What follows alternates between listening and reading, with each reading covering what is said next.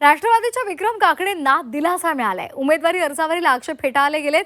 राष्ट्रवादी शरदचंद्र पवार पक्षाने हे आक्षेप घेतलेले होते आणि आयोगाकडे त्यांनी हे आक्षेप नोंदवले होते। मात्र आता निवडणूक आयोगाने हे आक्षेप फेटाळून लावले आणि विक्रम काकडे यांचा अर्ज वैध ठरवलाय। आपण टॅक्स भरायचा एक एनओसी असतो, नो ऑब्जेक्शन सर्टिफिकेट, की आपण सगळे टॅक्स भरलेले आहेत।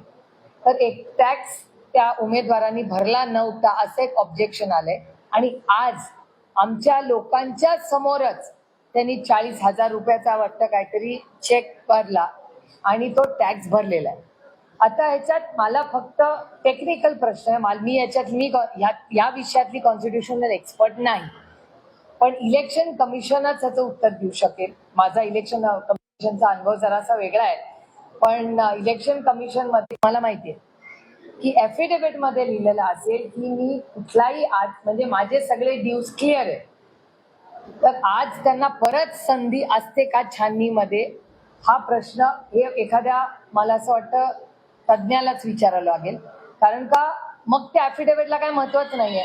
दरवेळी कोणी कुठलाही फॉर्म भरेल आणि छाननीमध्ये त्याला करेक्शन करता येईल। त्यामुळे हा एक महत्वाचा मुद्दा आहे।